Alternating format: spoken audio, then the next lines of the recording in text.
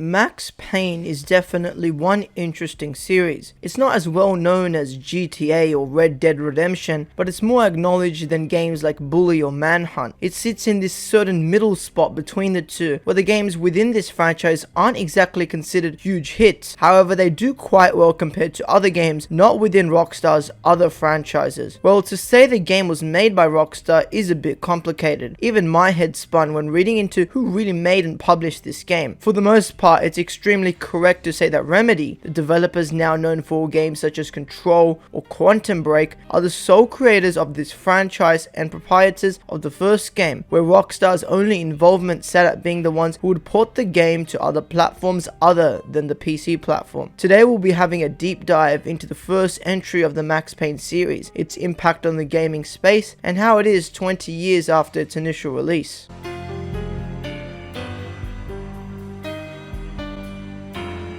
Foremost, to really grasp the game's major components, we've got to take a peek into the peculiar development of this game and how it all came together in the first place. The premise for the game was first posed by Remedy Entertainment in early 1997 after they had completed their first ever game, Death Rally, which was an extremely simplistic racing game with combat mechanics that wasn't exactly a big hit. Interestingly enough, the game's story and scriptwriter had commented in various interviews that the entire starting point of the game, in which they'd build off to create the various components of the game, ranging from the music to the gameplay, is the game's hard-boiled cop, who we all know as Max Payne. The story was pitched to be more deep and psychologically involved than many other games at the time, and to be fair, that was an interesting proposition at a time where games were still figuring out mechanics and other aspects of the game, not worrying about the narrative as much as developers may do now. Whether this concept would carry on to the final product is of much discussion, of which will be discussed further in the video. After Remedy had come up with a game prototype and design document of the project, they'd show this to the company known as 3D Realms, who are primarily the creators of the Duke Nukem franchise. Of course, they would sign a development deal with Remedy, and so would production of the game begin. This is a really enticing note in which I don't think many AAA developers, or many developers as a whole, really do anymore, which is doing a lot more background research in order to build a realistic image of the places they want to create in the game. In this, I mean seeking out inspiration and undertaking the means in order to gain the prowess that inspiration may wield. This could be a place, an artwork, or even people, and designers from Remedy actually took this effort in order to truly form the greatest image of New York that they could. In 1999, these designers traveled from Finland to New York to conduct research on the city's atmosphere, ecosystem, life, and the people within, as they were accompanied with 2 ex-New York Police Department bodyguards to really get some ideas for the environment. And even more incredibly, they took thousands of photographs, in which for the game itself they would map key locations from those locations in the photographs to utilize within the game's own world. The first trailer of the game's story and a look at its incredibly innovative gameplay at the time was shown at E3 in 1998, attracting much interest due to its unique content and the effects of the game, which at the time were amazingly advanced in terms of its particle based systems. The game was initially slated to release in the summer of 1999, however it was delayed multiple times and then heavily revamped in the year 2000. Then finally in 2001, the game was released to unanimous critical acclaim and would go on to win many awards.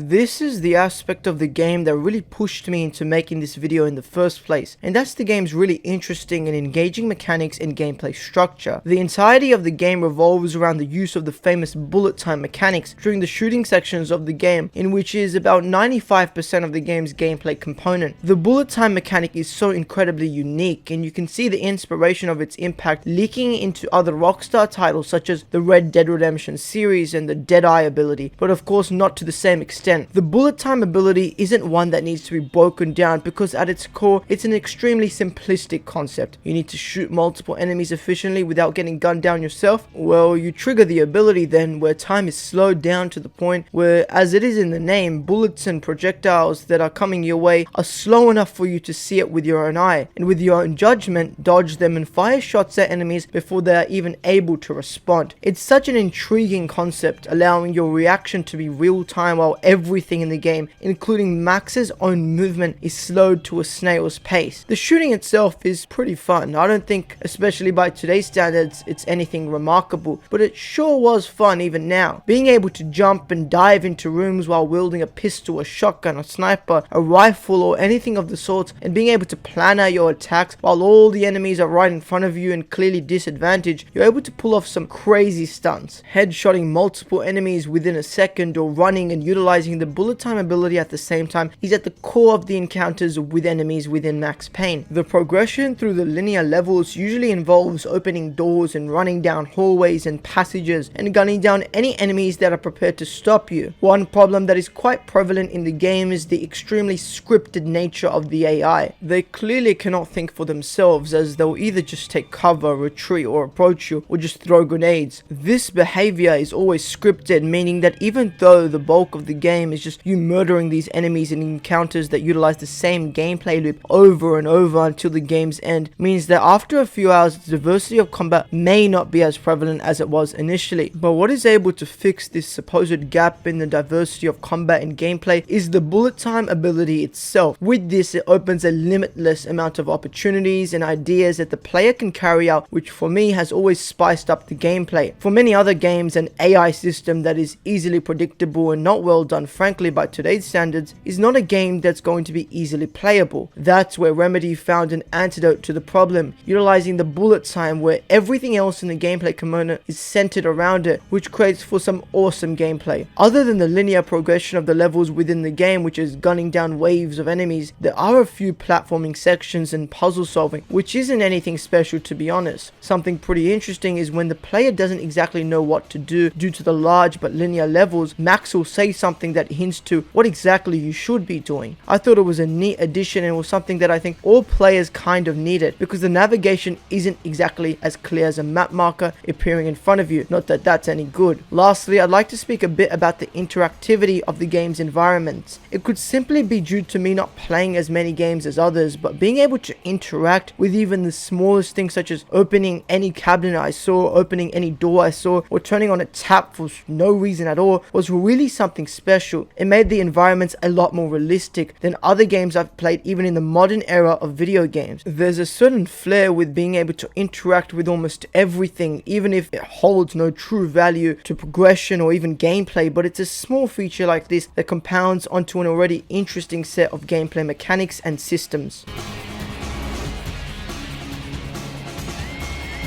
Well, of course, we've got to discuss the narrative as well. This aspect of the game was the point of contention for critics of the game. It wasn't exactly innovative or psychologically involved as Remedy may have hoped. I think we'll start with a bit of a synopsis to get everyone back to speed, as then we'll discuss some of my thoughts on it as a whole. Max Payne is a former NYPD officer turned detective whose wife Michelle and his newborn daughter Rose are murdered by arms junkies who are high on a new designer drug known as Valkyrie. 3 years after the tragedy, Max has been working undercover within the Punchinello Mafia family, who control the distribution and trafficking of the drug itself. Max is later framed by the family of killing his own detective partner, which makes him hunted by the entire police force, as well as the Mafia family that discovers that he was undercover within their family. Along the way, he breaks down the drug deal's many components and finds that a Russian mobster known as Vladimir Lem started a mob war with the Mafia family. He meets Mona Sachs,